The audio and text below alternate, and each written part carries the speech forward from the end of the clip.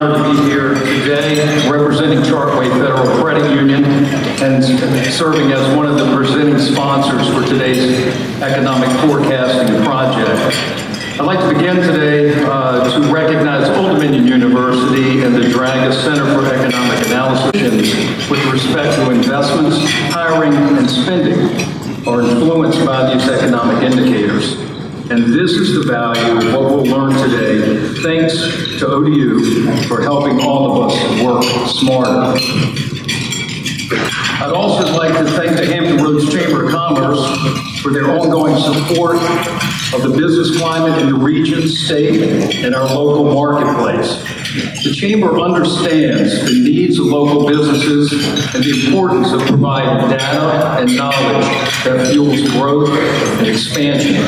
Thanks to Brian and the Chamber team for providing another outstanding event today. Before I introduce the distinguished speakers, let me briefly share the story of Chartway Federal Credit Union. Founded in 1959, the credit union began on the Naval Air Station in Norfolk. From our humble beginnings, we have grown by providing strong member service, competitive consumer financial products, and a desire to improve our communities. Headquartered in Virginia Beach, we proudly manage over $2 billion in assets, employ more than 500 team members, and have donated more than $10.5 million to children's charities through our We Promise Foundation. We arrive at work each day with one purpose: to make lives affordable for all who live and work in Hampton Roads. With that, I'd like to take a few moments to introduce our two presenters this afternoon, Dr. Vinod Agarwal and Dr. Robert McNabb. Their full bios are included in your program. Dr. Agarwal is the Deputy Director of the Draga Center for Economic Analysis and Policy, Director of the Economic Forecasting Project, and a Professor of Economics at Old Dominion University. Please join me in welcoming Dr. Agarwal.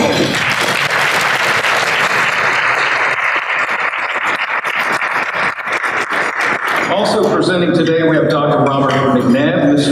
Dr. McNabb joined the faculty of the Department of Economics in the Strong College of Business of Old Dominion University in 2016. He serves as the director of the Draga Center for Economic Analysis and Policy and is a professor of economics at ODU.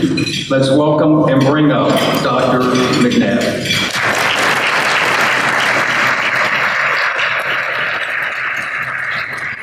Well, thank you very much for that introduction. Very much appreciated.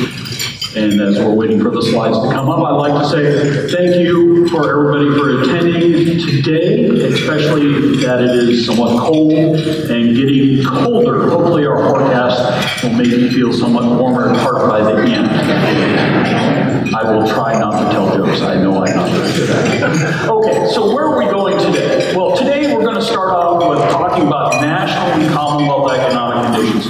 And rather than looking in the past, I want to start talking about some of the challenges to growth in 2019 for the United States and Virginia. My colleague, Dr. Vinod Agarwal, will come behind me and deliver some really good news, we believe, about the Hampton Roads region and prospects for 2019.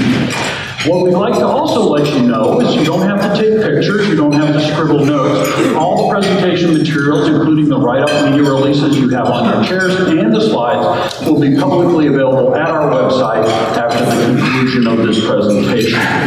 First and foremost, we'd like to thank Chartway Federal Credit Union for their sponsorship of the Economic Forecasting Project. This project just would not happen without Chartway's leadership. Their visionary role in terms of sponsoring our organization and making this work possible is a credit to the community, and we'd like to really thank them for their visionary leadership in this regard. We'd also like to say, starting off in one of the most important slides, is that views and commentaries expressed today are our own. If you don't like something we say, if you find the data are wrong, please come and speak to us or yell at us or throw some cake at us. That's okay. But at the end of the day, we're trying to do the best we can with the data we have. That has been slightly complicated due to the partial government shutdown, which just ended, and then we'll talk about it as we go forward today. So, how are we going to talk about 2019 with regards to the national economy and the Virginia economy? For some of us, you might look at the poster and go, I recognize that. And really, that's how the theme is going to be built in my section of the presentation today. Sort of the good, the bad, and the potentially ugly. So let's place ourselves in context and then start talking about where we might go in 2019. First of all, we're in the second longest economic expansion in post-World War II history. This is 114 months, moving into 115 months, and unless there's a sudden economic shock or surprise, this should be the longest economic expansion in U.S. post-World War II history, sometime in the spring or early summer. So that in itself should give you a sense of where we are in the business cycle. We're probably closer to the end of the business cycle than farther away from it. One complaint people have had is that employment growth has been somewhat tepid in this expansion relative to other expansions, but we have to recognize that maybe slow and steady kind of wins the day this time. That we haven't had super fast growth, we haven't had robust economic growth except in 2018, and that has meant that we've had much less pressure on prices and wages, which means inflation has been relatively moderate, which means the Fed has been able to keep interest rates relatively low. Well, how has the Commonwealth done over the last 15 years or so? Well, from 2003 to 2006, the Commonwealth actually grew at an annualized rate of around 3%. So the story of the Commonwealth was typically one that the Commonwealth grew at the rates of the United States, and when that recession happened, the Commonwealth would enter in later. It would have a shallower recession. It would emerge from the recession more quickly, and then grow from the United States more quickly. In other words, the Commonwealth would sort of lead the nation in terms of economic growth, not trail. So that was the story prior to the Great Recession. However, since then, the Commonwealth has sort of muddled along. Its average rate of economic growth from 2007 to 2016 was only 0.6%. And you see in the red that this was sort of an ebb and flow, that we actually had some contractions in economic growth recently. There was middling rates of economic growth, and then you would get these good signs. For example, like in 2015, where it seemed, we're finally back. And then it's slowed down again. And the good news is that we estimate that in 2018 that we've seen a rapid increase in economic growth in the Commonwealth, led in part because there's been increase in federal spending in the Commonwealth. And so if we think about the Commonwealth economy, there's about $100 billion of federal awards that are spent in the Commonwealth. That includes not only direct purchases and military salaries, but also Social Security transfers and the like. And so when that money picks up, the Commonwealth tends to pick up. From an economic perspective, when we start laying the groundwork of how we're going to do in 2019, we can look at jobs and we can say, how have we been doing in the Commonwealth in regards to job generation relative to the United States? And so looking at the red line, which represents Virginia, you could see that Virginia's loss in terms of jobs compared to pre-employment prior to the Great Recession was shallower. But then Virginia's growth slowed. And in fact, if you look at the timeline when you start thinking about this, you might recall some events in 2013 and 2014, namely the sequestration of discretionary funds, which really helped restrain the growth in the deficit, but it also hindered the ability of the Virginia to grow because the federal government plays a large role in Virginia, plays about 30% of the economy, and when the federal government constrains spending, that slows down economic growth and job growth. So, to put this into perspective, what's good about 2019? Well, price and wage inflation are still relatively low compared to historical averages. One only has to go back to the 1980s to see inflation rates in the double digits to understand that when you have inflation rates now at 2 to 3%, that this lends certainty to economic decision making. Part of the also good news was the recent announcement that Virginia has been selected as one of the 2 sites for Amazon's HQ2. And of course, we have the impact of the Tax Cut and Jobs Act, which has increased share buybacks by corporations and dividends. And of course, as I've mentioned, we've had increases in federal discretionary spending. All of this, and the recent data suggests that the economy is actually on a fairly sound footing. That if we just get out of the economy's way in the United States, economic growth will continue. That is a key point we'll come back to. So let's talk about a bit of the good news that people are interested in. What's the impact of Amazon? Well, we have to recognize that economic impact estimates are fraught with uncertainty. Let me give you an example. Perhaps you heard about the deal where Foxconn was going to create 13,000 jobs in Wisconsin, and that these would be high-paying jobs manufacturing liquid crystal displays. And so the Wisconsin government decided to pony out, essentially say, we'll give you billions of dollars of incentives for these jobs to be created. 13,000 high-paying jobs in a relatively depressed area of Wisconsin. Well, news last year was that 13,000 went down to 3,000, and the news just this week is that that plant may not materialize at all. So we have to be cautionary to say, we're sitting here now trying to project out a decade and say, what would actually happen? Well, first, one way to think about this is, okay, let's look at Amazon's plans in terms of employment and development and say, if those occur, what would be the impact upon employment in Virginia? And you get about 25,000 more jobs from Amazon, and that essentially would result in another 30,000 jobs in the Commonwealth. Now, what's really important is that generates an economic impact in 2030 of about $14 billion and also a $300 million increase in tax collection. So if this materializes, given the way Virginia has negotiated the structure of incentives with Amazon, Virginia comes out as a net winner. And it's a really good deal for Virginia and much better than what New York is paying Amazon. Well, what are some of the costs with Amazon that may not be included with this that we'll have to think about as we go forward? Well, you're adding approximately 50,000 jobs, primarily located in Northern Virginia. You're going to have more people on the roads. If you've ever been to Northern Virginia around 5 p.m., you know exactly how much fun that's going to be. And so you also have limited housing stock, for example, in Arlington and other counties. Now you're going to put people earning 6 figures into those areas. What do you think is going to happen to housing prices and rents? They're going to go up dramatically. So we're going to see increased commuting times, we're going to see increased congestion, we're going to see increases in prices and rent. And of course, you put more jobs there, and more jobs demand what? More infrastructure, more schooling, more metro stations, more etc. The biggest concern from our perspective is that if we don't tackle this as a public policy issue for the Commonwealth, you're going to increase income inequality across the Commonwealth. In other words, we're going to have a greater concentration of economic activity in Northern Virginia, vice, for example, Southwestern Virginia or Central Virginia. So it becomes a question of how do we foster, for example, rural broadband development so that people located outside of Northern Virginia can participate in the technology innovation cluster that we hope that Amazon is going to foster. So that gives us an idea that Amazon can be a net benefit, but with every opportunity comes challenges. How about federal spending? Well, I guess topic du jour is the cost of the shutdown.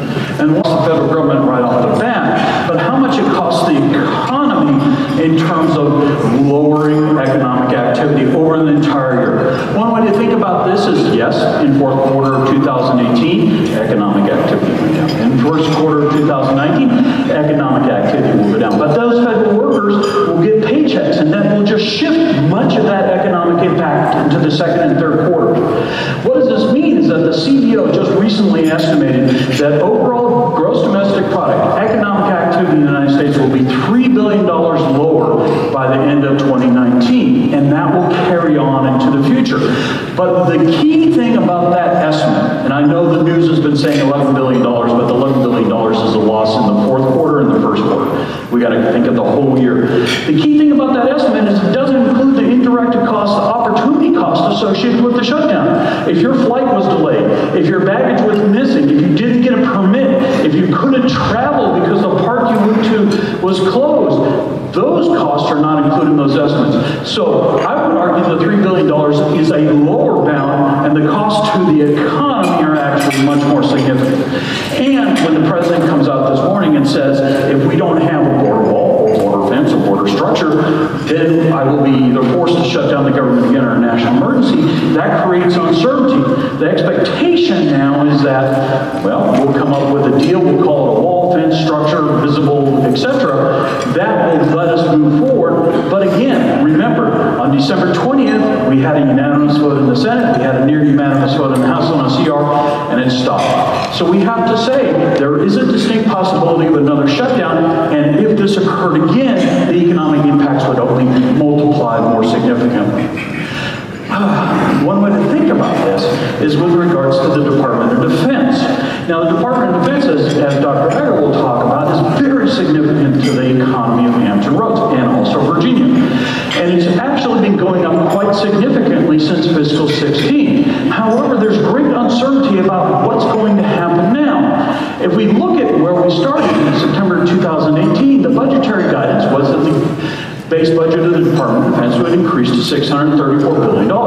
Good news for Virginia, good news for Hampton Roads. Then the president, in a cabinet meeting, said, okay, we're going to have everybody cut their budget by 5%. So the budget office of the Department of Defense had to go and prepare another budget to meet not only the full guidance, but also the 5% reduction. Then the president came out and said, nope, we're going to go up to $651 billion base budget. And what everybody seems to be ignoring in the conversation is the possibility on September 30th, the bipartisan budget agreement of 2018 will expire, the sequestration level of caps will come back in, and the base budget goes down to $546 billion. That great sucking sound you hear is the Virginia economy grinding to a halt if that happens. Now, the thing is people will say, no, Congress will never let the sequestration level caps come back into play. I only ask you to go back to 2012 and 13 when everybody said Congress would never let the bipartisan budget agreement caps come into play in the first place. Given hyperpartisan gridlock in Congress, we have to be very careful to monitor what's going on with the discretionary spending caps because it directly affects the Commonwealth and directly affects Hampton Roads. Another thing we have to be cognizant of is that we are increasing the federal deficit now during the second longest economic expansion in U.S. history. In almost every other post-World War II expansion, the deficit goes down because we have more economic activity and you have more revenues. But we decided to pass the Tax Cuts and Jobs Act of 2017. I admit I'm not a fan. And that essentially drove a $2 trillion hole in terms of deficits over the next decade in the federal budget. What does this mean? It means in the midst of the second longest economic expansion, deficits as a percentage of GDP are increasing from 4.2% projected this fiscal year to 6.7% projected at the end of 2029. And why is that worse? Because the published estimates in the news assume that Congress will let all the tax cuts expire and will let all the spending restraints come back in. And what will probably happen is that Congress will extend the tax cuts and increase discretionary spending, which means the deficit relative to what's published is going to be much worse. So one way to think about this is that the fiscal position of the federal government is much worse now than it has been any time in the last 20 years. And it's increasingly getting worse.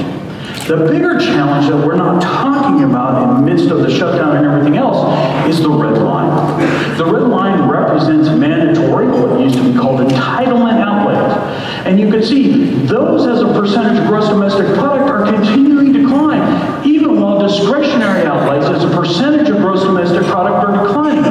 In other words, the things that the federal government chooses annually, like defense, justice, transportation, are declining as a percentage of gross domestic product. The things that the federal government automatically gives by law, Social Security, for example, Medicare, are increasing as a share of gross domestic product. And essentially, you can see that this is a problem because the purple line represents the net interest on the debt is starting to increase rapidly. In fact, net interest on the debt grew in double-digit rates last year. It was the fastest growing component of the federal budget. What does this all mean? The federal government lacks space. It lacks space to adjust to a decline in economic conditions. If we're looking forward, there's a bunch of speed bumps along the way.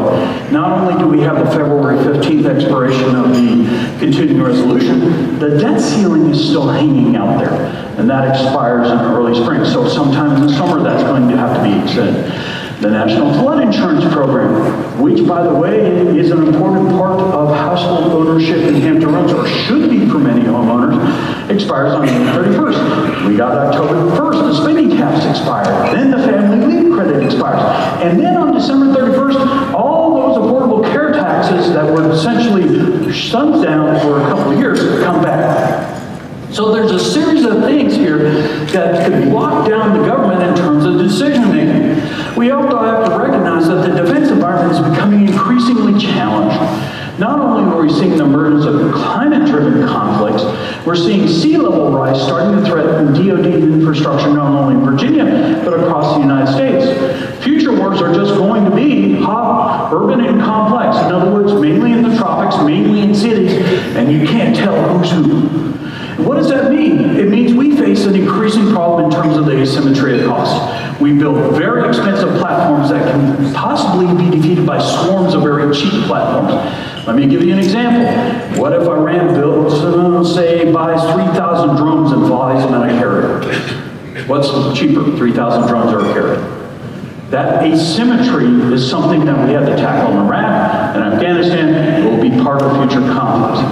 Here's the big thing. We have an ongoing trade conflict with China. We are not playing well with China. China's not playing well with us. They have emerged with a new national defense strategy in the U.S. terminology. They're cutting the size of their land forces by 50% and putting their money into air and sea forces. Why? That directly counters the U.S. presence in the Asia-Pacific region. So, where are we going in 2019? Let's talk about how consumers are doing. If you are in the stock market, you look at the stock market, you think about the stock market. 2018 was pretty good until around October.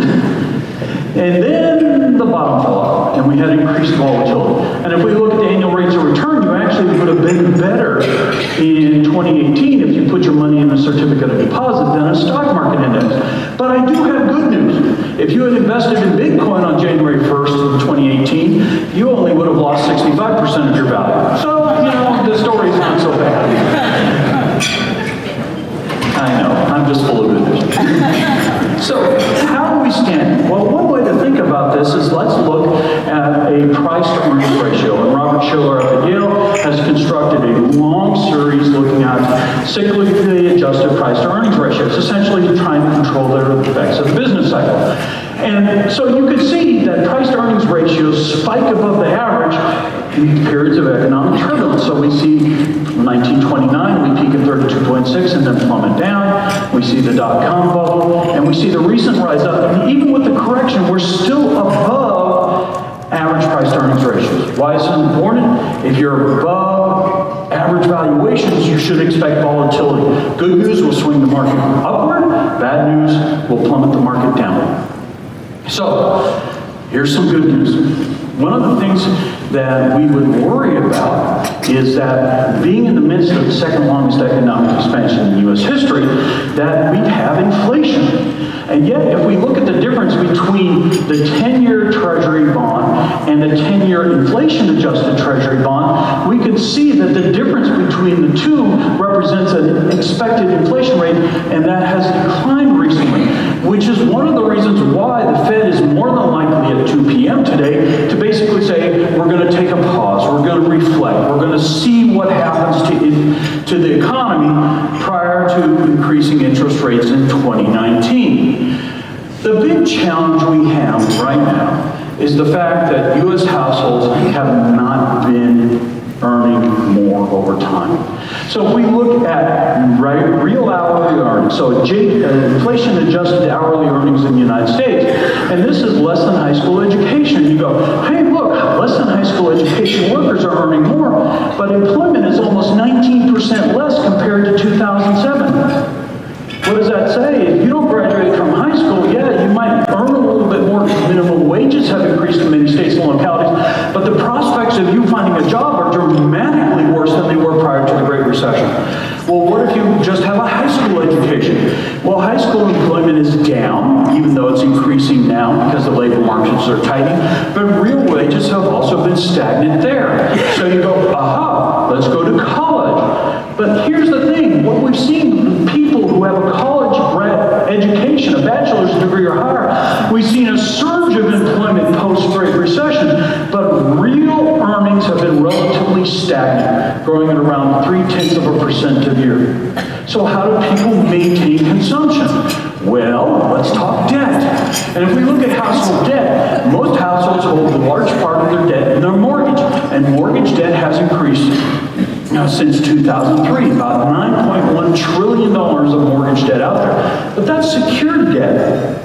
What about non-mortgage debt? That's now up to 4.3 trillion. So we've seen an increase in both mortgage and non-mortgage debt. There's about $13.4 trillion of household debt in the United States, about $22 trillion of federal government debt, and we'll talk about state and local government capital investments.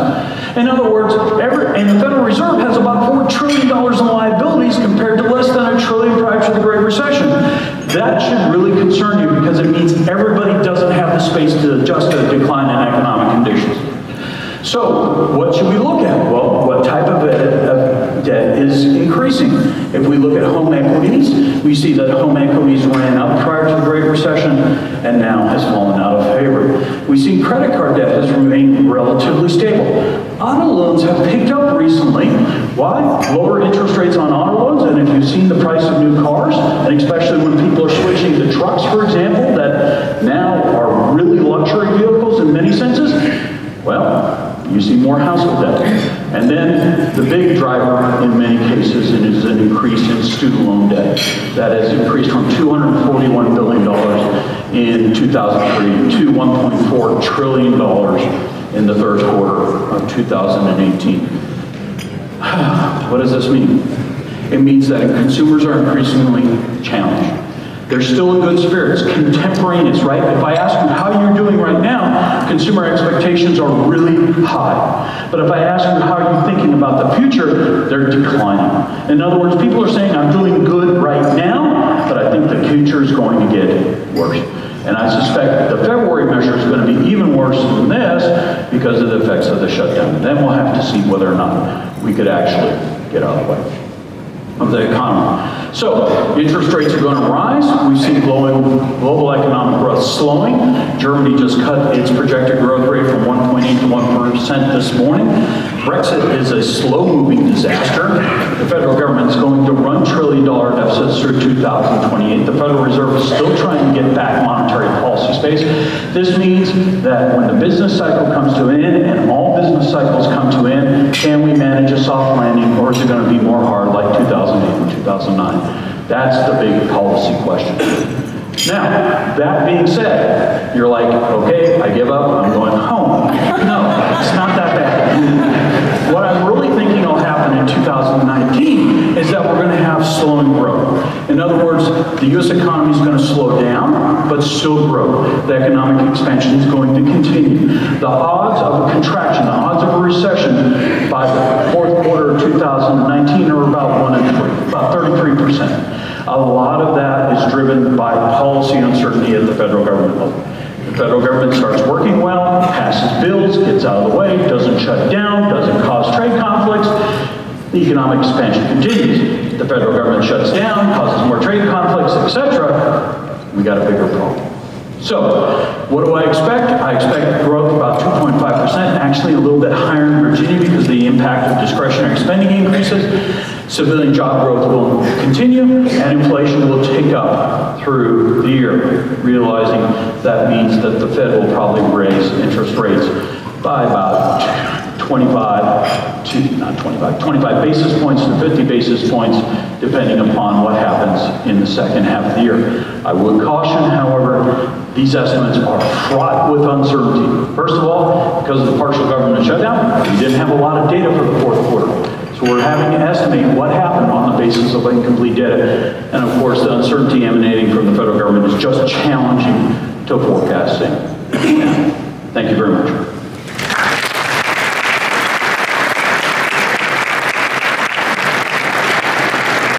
Good afternoon. You see the sign here is going up. So what I'm going to be talking about is mostly good news, despite what Dr. McMahon just told you. Let me again thank Charter, especially for being a sponsor of this event for several years. And I really want to thank you guys for coming. So if you look at gross domestic product of Hampton Roads, this is in nominal dollars. You notice that our GDP is approaching $100 billion. And it's grown nicely from 61 in 2003 to 99.5. Looks pretty interesting, doesn't it? Think about this. If Hampton Roads economy were to be a country, our GDP would rank in the top 70 nations of the world. In other words, we're not insignificant. However, as I said, I'll have you some good news, but most of the good news. If you adjust this for prices, real GDP, you can notice it has not grown much. Some, but not really. So what is happening here? Let's look at this. Let's go back to 2003 to 2005 first, 2003 to 2006. During this time, our economy grew on average at 4.5% a year. The U.S. economy actually grew at 3.5%. So we were doing much better at this time than the U.S. economy was. Well, we have a little advantage here. What's the bad news? 2007 to 2016, our economy on average declined in real terms from 1.15% a year, when the U.S. economy was actually growing at 1.4%. Most of the explanation of this lies in three categories. First is the twin blows of Great Recession and sequestration, as Dr. McNabb talked about it. And third is private sector simply did not fill in the vacuum. In 2017 and 18, we see a growth of about 1.6% average. At least we see 2 consecutive years of growth. Long time. And I'm going to get slightly ahead of my schedule here. You also see we're forecasting higher rate of growth in 2019 to 100. So what is really creating this growth or lack of growth can be really seen in DoD spending $100. These are nominal dollars, not adjusted for prices. From 2000 to 2012, DoD spending increased roughly about 6% a year on an annual basis. From 2012 to 2017, we basically were flat or even declined in nominal dollars. In other words, price adjusted, we actually had significant decline. Good news here is defense spending in Hampton Roads has increased in 2018 by about 4.6%, and we expect it to increase by another 6% in 2019. Despite the partial shutdown of the government, DoD had been appropriating funds for the U.S. Congress at least through fiscal year 19. And we do know that some of the money which has been allocated already will be spent not only in 18 or 19, but also in 20 and 21 going forward. And this is the reason we're somewhat bullish on Hampton Roads economy. If you look at the presence of federal government in Hampton Roads, the red numbers are military. It does not take a genius to figure out that active duty personnel have been declining. However, if you look at the blue numbers, they represent federal civilian employees. And by the way, roughly 70% of these in Hampton Roads are actually employed by DoD. That number has picked up some. So what we see going forward is this number is going to stay around 42,000 individuals.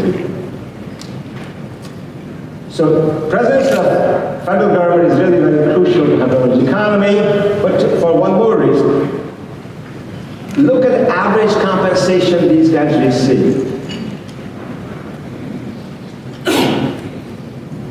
94,000 for active duty personnel. By the way, this includes all fringe benefits for every category. To put it in perspective, if we lose one federal personnel from Hampton Roads, we need to create roughly 2.5 jobs to compensate for compensation. So we are still and continue to be heavily dependent on federal government. And that is a concern we have been talking about for several years. Now mostly good news. Jobs and employment is finally steadily growing. I'm going to talk about lots of numbers today on employment, but this is the first time we see these numbers are going in the same direction, the right direction, after a long, long time. So pre-recession peak to present, if you look at number of jobs in Hampton Roads, they grew by only 1.2%. By the way, prior to the big recession here was July 2007. From July 2007 to present, we only have 1.2% more jobs. However, if you look at the number of individuals who are employed, again, prior to the recession, they have gone with 3.84%. So it must be that there's something going on why jobs and number of people are not moving in the same direction. So if you look at another source of data, we found something very interesting. If you look at wage and salary jobs in Hampton Roads, index is 2001 at 100, they grew by only 2.5%. If you look at proprietors, on the other hand, non-farm proprietors, they grew by 66.5%. But keep in mind, proprietor share was only 11.3% back in 2001, but their share has gone up. So two possible explanations going on here. Number one is, maybe the gig economy has started to take effect in Hampton Roads. Lots of individuals now view themselves as self-employed, not working for somebody else. And second, it is also possible that some of the part-time jobs have now been converted into full-time jobs, therefore number of jobs does not appear to have increased as much. Other data set which you always look at is quarterly covered employment and wages. And I'm pointing out here numbers from 2017 quarter 1 to 2018 quarter 1. We have information for quarter 2 also. But the reason we often look at quarter 1 is because the CES job numbers, which I've been talking about, and even employment numbers, they will be revised in March and April of this year. And those revisions are generally based on quarter 1 numbers. The good news here is the total number of jobs, as indicated by QCEW, has actually increased by 11,000 in quarter number 1, and by the 10,000 in quarter number 2. So when this data shows that the labor market is doing quite well, but keep in mind this data also shows that wages have gone up by less than 2%. So really don't see much of a growth in real wages. Barely kept up with inflation. Here is average civilly and non-farm employment with jobs. Great recession, as you can see from these numbers, cost Hampton Roads $38,000. It took us almost 10 years to recover all those job losses. 2017 was the first year that we exceeded the number of jobs which we had in 2007. However, we also see from these numbers that we have been creating decent number of jobs in 17 and 18. Actually, also in 16. So even these numbers show that the labor market is improving. Finally, what is happening on the unemployment rate? It has steadily declined. If you have been at our last presentation, we always say, do not look at unemployment rate as level. Simply because unemployment rate has gone down does not necessarily However, I'm glad to report to you that it actually is very good news. From 2010 to 2018, our labor force has actually gone up by about 42,000. So labor force is going up. Number of people employed has actually increased by over 70,000 during this time period. That is what has caused a reduction in unemployment. So all indicators are the labor market indicators, all tell us labor market is in pretty good shape and it continues to improve. So good news here is defense spending in fiscal year 19 will help us raise economic growth,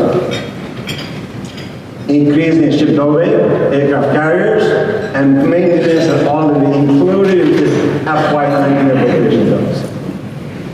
Immediate challenge would be find the right labor at the right time, simply because unemployment rate is hovering around 3.2%.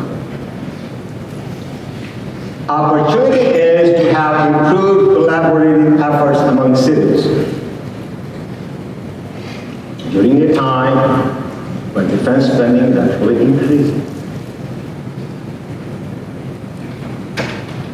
And finally, we need to position Hamilton now to face a possible drought which might be coming in the next year or two. As Bob pointed out, we really do not know what the federal duty spending level will be in the next few years until about September 30th of this year and maybe much later.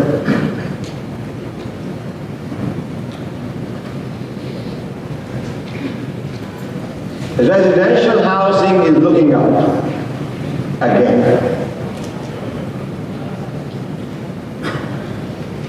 If you look at construction, the value of building permits, by the way, you'll see very interesting here is this chart is the only one which goes from 1991 to 2017, not 18. Do you know why? We don't have the numbers for October, November, and December because the Department of Commerce was closed. I just checked the numbers yesterday. October numbers have shown up. November and December numbers were supposed to come, but they're not happening yet. But we do see upward trend in the value of building permits in the last few years. It also tells us that builders are not really investing a lot of money building new construction homes. They're actually going towards multi-family homes. Let's look at how the housing market is doing. The blue line here is sale of existing homes. Good news here is volume of sales has increased and finally caught up with what we had at the peak back in 2005. New construction, however, has not kept up. Back in 2002, 1 in 5 homes sold in Hampton Roads was a newly constructed home. In 2018, 1 in 11. Where is the new construction taking place? Mostly in Chesapeake, Virginia Beach, Suffolk, and Williamsburg. Chesapeake actually accounts for roughly a third of all newly constructed homes sold. I guess that is where the land is. Virginia Beach follows quite behind actually, and followed by Williamsburg. Let's take it back in time to talk about what is happening in median prices of homes. From 2002 to 2007, median price in Hampton Roads increased by a whopping 91%. Our incomes were not increasing fast, our population was not increasing fast, but we had easy credit, called ninja loans, no income, no job loans. You sign a piece of paper, you get a loan. So easy credit was really responsible for having a substantially high increase in prices. From 2007 to 2011, median housing prices decreased by about 19%. Our real estate friends did not like this because we had started saying long before this that housing market was soft. But this was simply a small correction.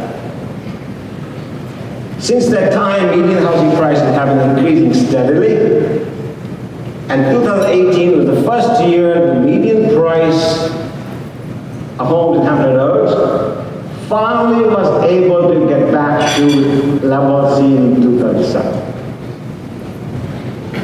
And median prices, by the way, as you can see here by my number on the back, they increased in 2018 by 2.7%. Good news is, median prices have increased in every single sub-market or city in Hampton Roads.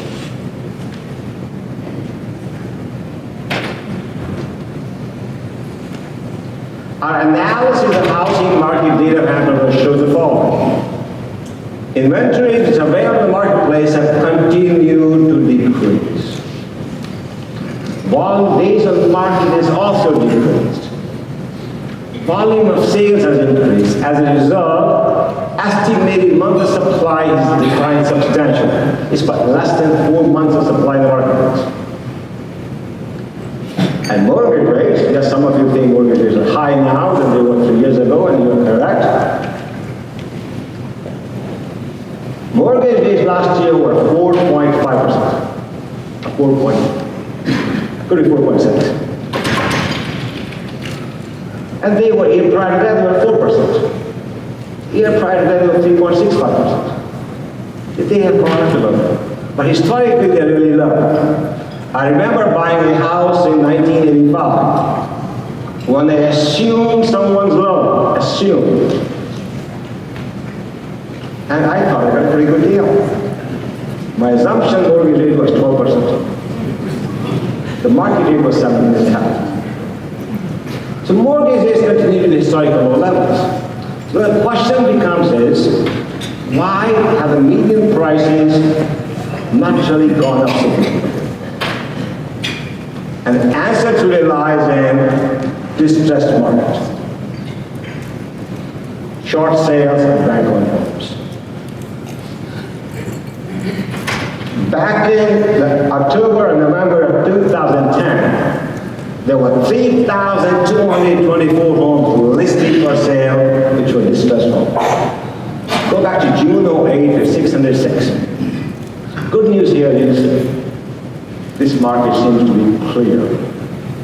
In December of 2018, we only had 700 homes listed for distressed homes. If you look at the sales volumes of distressed sales, you will find a similar pattern. In 2011, 1 in 3 homes sold in this market were distressed homes. 1 in 3. Good news, now we're 1 in 10. You go back to 2008, you're 1 in 6, or 1 in 7. Again, the trend is moving in the right direction. And by the way, this is what we think is keeping the median prices from rising. If you look at short sale homes, they sell for roughly 30 to 35% below the market prices. Bank-owned homes, on the other hand, sell for about 50% discount. But sales volumes, when these numbers are proportionally high, they do impact median prices. This chart shows you a ratio of monthly payment for a median price resale home as a percent of median household monthly income.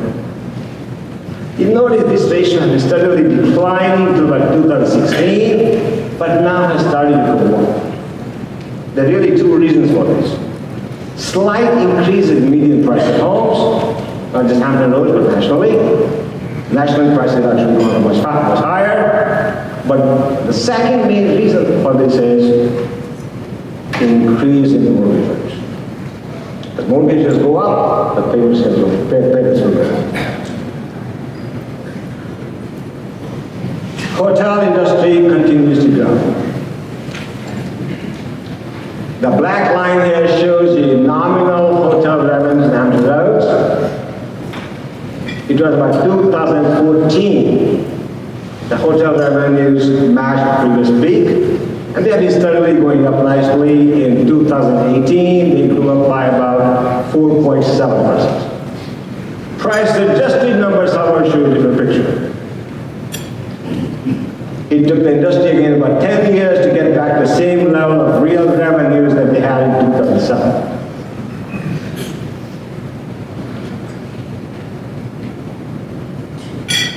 If you are in the hotel industry, if you're a banker, you're in construction, everyone looks at two numbers. Economists look at revenues, but people in the business, they look at something called revenue per available room. Good news here is from 17 to 18. For Hampton Roads, for example, RevPAR increased by 3.9%, hotel revenues increased by 4.7%. The difference between these two numbers can be thought of as increase in supply. So roughly you could say supply of hotel rooms increased by roughly about 0.8% in Hampton Roads. We did quite well.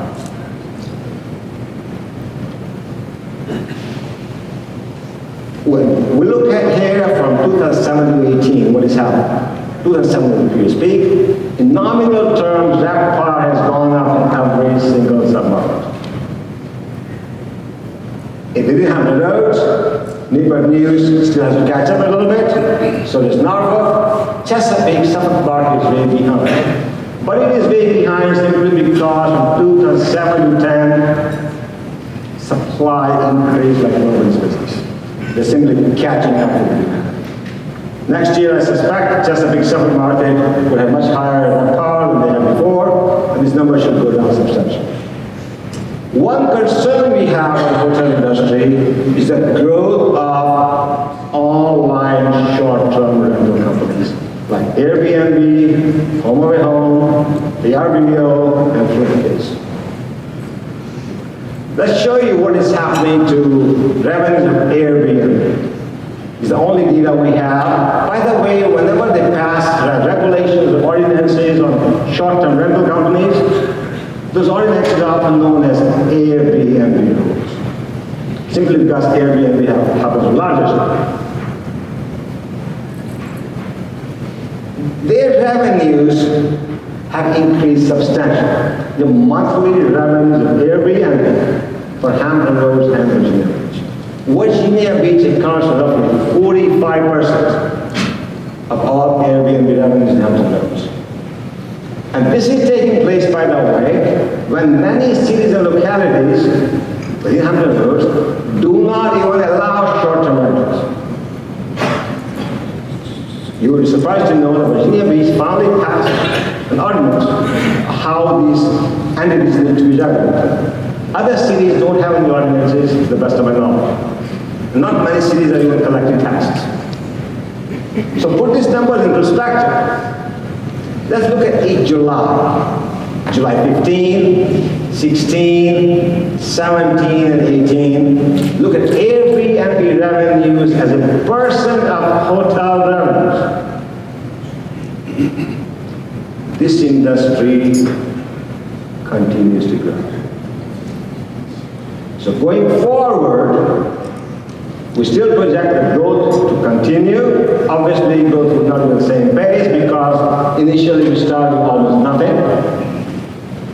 As we mature, however, this industry continues to grow.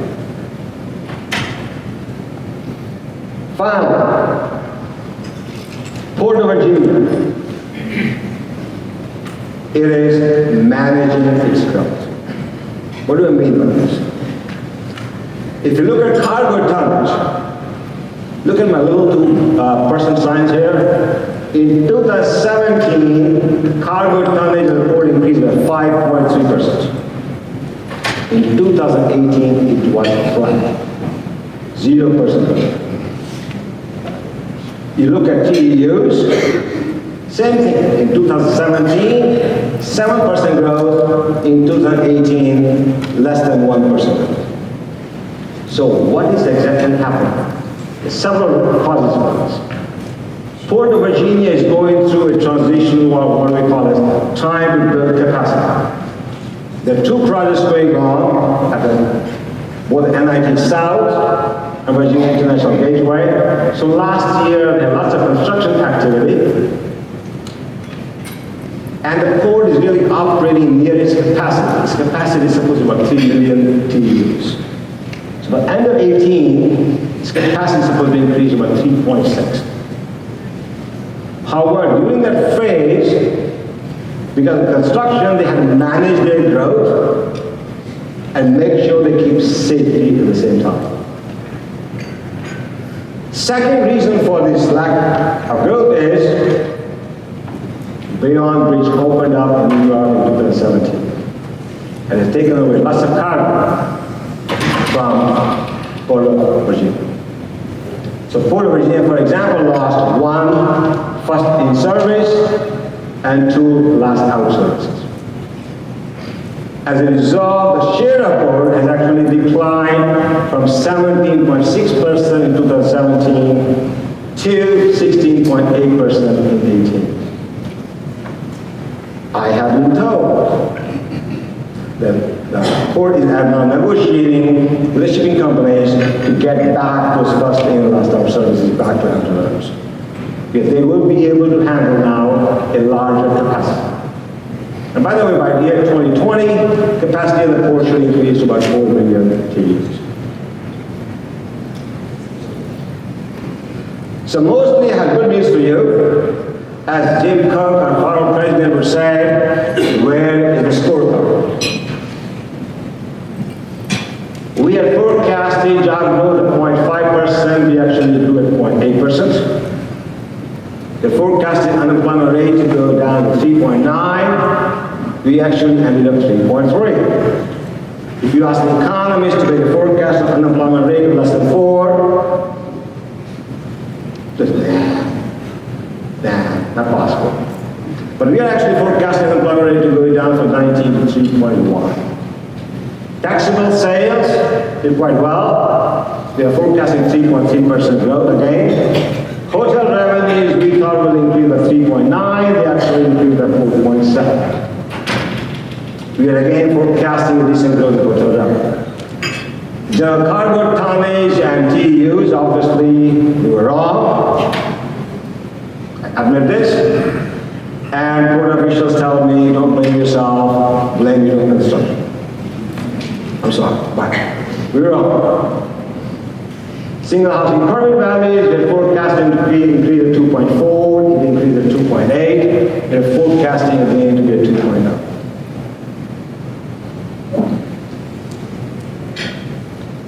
So we are forecasting slightly higher rate of growth in GDP for 2019. Notice the bullet, my second bullet, defense is in red, and some of my students and colleagues said, why is it in red? I said, it is the key for growth in 2019. Single family home prices are likely to increase at market space. Our supply is low, but we still have a drag due to distressed sales. Going forward, uncertainty in Washington, D.C. will be a major concern, and I'm not going to predict what is going to happen because it's beyond my pay grade. If you'd like to receive an economic update from us, please text CODU to 66866, and you will be kept informed. Finally, all of our presentation materials can be found on the website, and I know we're running a little behind. If anyone has any questions, please come and feel free to talk to us. Thank you. We have some microphones on the side. This is the question and answer period. If anybody has any questions of our professors, please raise your hand. A microphone will be brought to you and direct your questions to one of the professors. No questions. Why don't I start one? You talked, again, either one of you can answer this. You talked a little bit about our labor market, which is one of the things that we at the Chamber work very closely with our workforce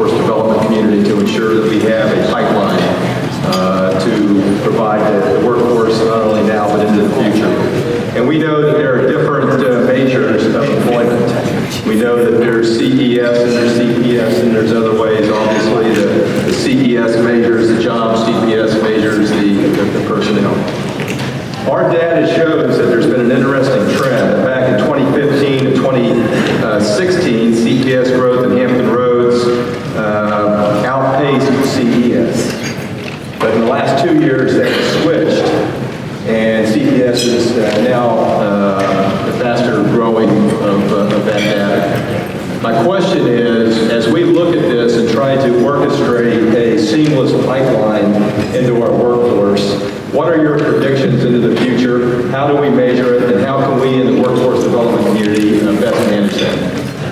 Let me take this question. As I said in the presentation, there are several sources of data. So it all depends on what your objective is. Regardless of what the source of data is at present, every single source will tell us we are moving in the right direction. We are creating jobs and more people are employed. Are we trained when it comes to the type of training business? That's very different. I think what we need to do is forecast what the needs are of businesses and then try to find whether we have the facilities to fill the jobs. But the point, keep in mind also, when unemployment rate is at 3.1%, 3.2%, employers will be competing for every potential worker. So workers should be sitting in the driver's seat for the next 2 years, not the employer. Thank you. Got one over here, Ann. Yes, David. So I wanted to address, not so much a question, but I wanted to address the slide on the port volumes from last year. What appeared to me was a slow growth, which you excellently explained was due to the projects, major expansion projects that are ongoing. But I think the point could have easily been lost that those projects are beginning to yield results right now with new capacity coming online as we speak, and in a year's time, this port will be able to handle 1 million more containers than it can today. And what we have seen in the past is that with the addition of every 8 to 10 containers that we move through this port, there's an addition of another job. So the prospects for port-related growth in the very near term are very, very strong. Thank you, David. Questions? Got one question here from Martin Joseph.